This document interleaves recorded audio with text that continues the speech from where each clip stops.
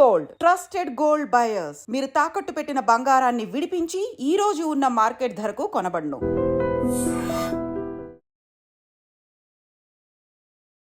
Welcome to iDream. నేను మీ భవ్య.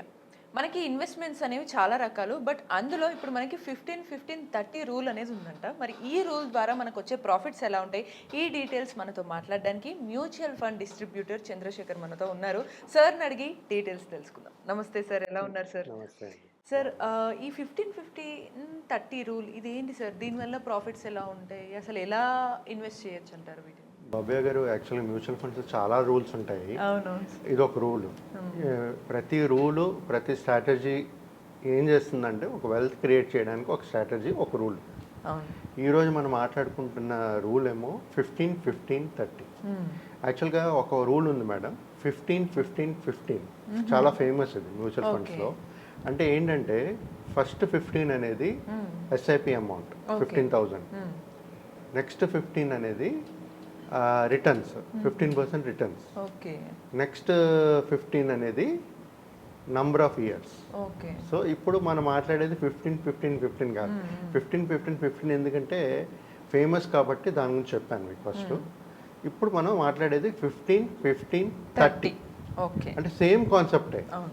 15,000 SIP amount, 15% returns, 30 years invested. So madam, ఈ 15-15-15 rule వాడితే ఒకవేళ 15,000 ఎస్ఐపి స్టార్ట్ చేస్తూ 15% రిటర్న్స్ వచ్చింది అంటే మ్యూచువల్ ఫండ్స్లో ఒక 15 ఇయర్స్ ఇన్వెస్టెడ్ కంటిన్యూగా 15 ఇయర్స్ ఇన్వెస్ట్ చేస్తూ ఉంటే వాళ్ళకి 1 crore కార్పస్ క్రియేట్ చేసేది. చాలా ఫేమస్ అయింది ఈ రూల్. సో అదే రూల్ని ఇప్పుడు మనం 15-15-30 అంటే ఎవరి దగ్గర అయితే 30 ఇయర్స్ సమయం ఉందో 15,000 ఎస్ఐపి చేయగలుగుతారో స్టార్ట్ చేసి ఒక 15% రిటర్న్స్ ఎక్స్పెక్ట్ చేస్తూ ఇన్వెస్ట్ చేశారనుకోండి 30 ఇయర్స్కి, వాళ్ళు క్రియేట్ చేయగలిసిన కార్పస్ 10 CR అండి, 10 crores. మీరు చూడండి, 15-15-15 అయితే 1 CR. ఇప్పుడు 15-15-30 అయితే 10 CR. సో జనరల్గా ఇలాంటి రూల్స్ ఏదైనా ఒక వెల్త్ క్రియేట్ చేయడానికి ఉపయోగపడుతుంటాయి. ఎవరి దగ్గర అయితే ఇలాంటి సమయం ఉంటుందో, ఒక 30 సంవత్సరాల నుండి ఎస్ఐపి అనేది 15,000 వేసుకుంటూ ఉంటే రిటర్న్స్ అనేది ఇక్కడ 15% తీసుకుంటున్నాం, కానీ మ్యూచువల్ ఫండ్స్లో returns are subjected to market risk అండి. సో ఇది మారుతూ ఉంటుంది. ఇలాంటి స్ట్రాటజీ 15-15-30 ఇయర్స్ ఎవరి దగ్గర ఉంటుందో సమయము, ఎవరైతే 15,000 ఎస్ఐపి అమౌంట్ కట్టగలుస్తారో వాళ్ళకి ఈ రూల్. ఓకే, ఈ రూల్స్ మంచి నుంచి మంచి మారుతుంటుంది మేడం. ఫర్ ఎగ్జాంపుల్, ప్రతి ఒక్కరికి ఒక 30 ఇయర్స్ ఉండదు, రైట్? సో లేనప్పుడు అప్పుడు ఏంటి, అప్పుడు 15-15-15 రూల్ పనిచేస్తే ఓకే. లేదనుకోండి, ఒక 20 ఇయర్స్ ఉందనుకోండి, అప్పుడు 15-15-20. అదే 25 ఇయర్స్ ఉందనుకోండి, 15-15-20-25. బట్ నేను చెప్పేది ఏంటంటే మేడం, ఈ ప్రస్తుతానికి ఇలాంటి రూల్స్ ఫ్లెక్సిబిలిటీ ఉంటుంది. మనం ఇప్పుడు ప్రతి ఒక్కరూ 15,000 వేయలేరు. సో వాళ్ళు 10,000 వేయగలుస్తారు. రిటర్న్స్ అనేది కూడా 15% తీసుకోకుండా రియలిస్టిక్గా తీసుకున్న ఒక 10-12%, ఏదైతే inflation plus real GDP 6.4 plus inflation 6, around 12% nominal GDP తీసుకుని క్యాల్కులేషన్ చేసుకోవడానికి కూడా ఫార్ములా రూల్స్ చేసుకోవచ్చు అన్నమాట.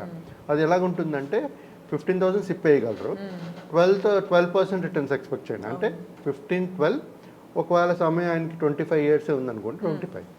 సో ఈ రూల్ అనేది మార్చుకోవచ్చు మనం, ఇండివిజువల్ బట్టి, వాళ్ళ ఏజ్ బట్టి, వాళ్ళ రిస్క్ బట్టి. ఇక్కడ మనం ఎప్పుడైతే ఈ రూల్స్ ఫాలో అవుతామో మేడం, ఫస్ట్ రిస్క్ అనేది ఈ మ్యూచువల్ ఫండ్స్లో ఎప్పుడైతే ఈ 15%, 12%, 13% రిటర్న్స్ ఎక్స్పెక్ట్ చేస్తారో ఈక్విటీ రిలేటెడ్ మ్యూచువల్ ఫండ్స్లో ఇన్వెస్ట్ చేయాలి. సో దీంట్లో రిస్క్ అనేది ఎక్కువ ఉంటుంది. ప్లస్ ప్రతి ఒక్క ఇన్వెస్టర్ ఈ రూల్ ఫాలో అవుతూ ఇన్వెస్ట్ చేసి వెల్త్ క్రియేట్ చేసుకోవాలనుకునేటప్పుడు లాంగ్ టర్మ్ స్ట్రాటజీ ఉండాలి. షార్ట్ టర్మ్లో మీకు ఇంత రిటర్న్స్ అనేది జనరేట్ చేయదు. ఇది కాకుండా లాంగ్ టర్మ్ చేసిన తర్వాత మనం ఎప్పుడైతే పోర్ట్ఫోలియో ఇన్వెస్ట్మెంట్ చేస్తున్నామో, 15,000 ఇన్వెస్ట్ చేస్తున్నామో, ఆ పెట్టుబడిని డైవర్సిఫై చేసుకోవాలి. ఓకే. సో ఎంతైతే కొంచెం కొంత మరి ఓవర్ డైవర్సిఫైడ్ కాకుండా ఎంతైతే అవసరం ఉంటుందో అంత డైవర్సిఫైడ్ పోర్ట్ఫోలియో క్రియేట్ చేసుకుని ఇన్వెస్ట్మెంట్స్ అనేది స్టార్ట్ చేసుకుంటూ పోవాలి. పోతే వెల్త్ అనేది క్రియేట్ అవుతుంది. ఇది కాకుండా మేము నేను ఇందాక చెప్పాను కదా, రూల్ ప్రకారం ఏం మాట్లాడుతుందంటే 15,000 SIP 15% return 30 years. But 15% returns వస్తాయా అనేది క్వశ్చన్ మార్క్. సో ఎప్పుడైనా సరే ఒక ఇన్వెస్టర్ గోల్ సెట్ చేసుకుని ఆ గోల్ రీచ్ అవ్వాలి అనుకునేటప్పుడు మనం ఒక ప్లాన్ అనేది క్రియేట్ చేసుకుంటూ జర్నీ అనేది స్టార్ట్ చేయాలి.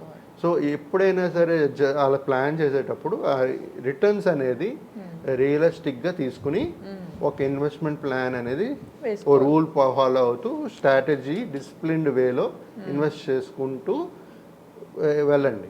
వెళ్తే అప్పుడు మీకు ఇలాంటి కావాల్సిన కార్పస్ క్రియేట్ అవుతుంది. ఇప్పుడు మన ఈ 15-15-30లో ఒకవేళ ఈ రూల్ కానీ ఫాలో అయ్యి కుదిరింది అనుకోండి, 30 సంవత్సరాల టైం ఉండేటప్పుడు వాళ్ళు 10 కోట్లు కార్పస్ క్రియేట్ చేయగలుగుతారు. రైట్. సో ఈ విధంగా ప్రతి ఒక్కరూ ప్లాన్డ్గా ఇన్వెస్ట్ చేసుకుంటూ వెల్త్ అనేది క్రియేట్ చేయొచ్చు మేడం. సార్ చివరిగా దీంట్లో ఈ రూల్ అనేది చాలా బెనిఫిట్ ఇస్తుంది మనకు. 1 crore నుంచి 9 times ఇంక్రీజ్ అయింది మనకి. కొద్దిగా మీరు ఇచ్చే సలహాలలో ఏజ్ నుంచి తొందరగా మనము ఇటువంటి ఇన్వెస్ట్మెంట్స్ చేసుకుంటే ఇట్లాంటి మనకి 30 years ద్వారా వచ్చిన 10 CR కార్పస్ అనేది మనకు వస్తుందంట. కరెక్ట్, గుడ్ క్వశ్చన్ అండి. ఇప్పుడు జనరల్గా ప్రతి ఒక్కరు 25 years దగ్గర జాబ్ వస్తుంది. 22 to 25 మధ్యలో job they will be starting అని 25 అనుకోండి. 25 అనుకుంటే మనకి 35 years ఉంటుంది. 25 years ఎప్పుడైతే స్టార్ట్ చేస్తారో ఈ స్ట్రాటజీ వాళ్ళకి ఫాలో అవ్వచ్చు. ఇక్కడ ఏంటంటే 15-15-35 తీసుకోవచ్చు, 30 కాదు. ఇంకా 5 years సమయం ఎక్కువ ఉంది. 60 years దగ్గర రిటైర్మెంట్ అయితే కార్పస్ కూడా పెరిగే ఛాన్సెస్ ఉంటాయి. 60 years దగ్గర రిటైర్మెంట్ అవ్వాలనుకుంటే 35 years తీసుకోవచ్చు. అంటే 15-15-35. సో ఆ 10 కోట్లు ఇంకా ఎక్కువ పెరుగుతుంది. బట్ ప్రొవైడెడ్ వాళ్ళు 60 years వరకు పని చేయాలి. లేదు కొంతమంది 55 yearsకే రిటైర్ అయిపోవాలనుకోండి, అప్పుడు 25 years చేసుకుని ప్లాన్ చేసుకోవచ్చు. జనరల్గా ఎప్పుడైతే వాళ్ళు స్టార్ట్ చేస్తారో మేడం, ఈ 22 to 25 మధ్య జాబ్ వస్తుందో ఇన్కమ్ వస్తుందో అప్పుడే స్టార్ట్ చేసుకోవాలి. ఎర్లీ స్టేజెస్ ఎప్పుడైతే ఎక్కువ సమయం ఉంటుందో మీకు చిన్న అమౌంట్ ఎస్ఐపితో కూడా పెద్ద కార్పస్ అనేది క్రియేట్ చేయగలుగుతాం. సో ప్రతి ఒక్కరు ఈ ఫార్ములాని కొంచెం ఫాలో అయ్యి కొంచెం చేంజెస్ ఉంటాయి. ఎందుకంటే ఏజెస్ మారుతుంటుంది, ఒక రిటర్న్స్ మారుతుంటుంది, ఇన్వెస్ట్మెంట్ ఎస్ఐపి అమౌంట్ కూడా మారుతుంటుంది. సో ప్రతి ఒక్క ఇండివిజువల్ బట్టి వాళ్ళ రూల్ అనేది కూడా మారుతుంటుంది. అలాంటి స్ట్రాటజీ వాడుకుంటూ మనం క్రియేట్ చేసుకోవచ్చు అండి. సూపర్. సో చూసారు కదా, ఇన్వెస్ట్మెంట్ అనేది ఎలా చేయాలి అనేది ఇంపార్టెంట్, ఎప్పుడు చేయాలి అనేది కూడా చాలా ఇంపార్టెంట్ అనమాట. సో ఇటువంటివి కొంచెం ఎక్స్పర్ట్స్ ద్వారా మనం గైడెన్స్ తీసుకుంటే ఇంకా ప్రాపర్గా ఇన్వెస్ట్ చేసే అవకాశాలు ఉంటాయి.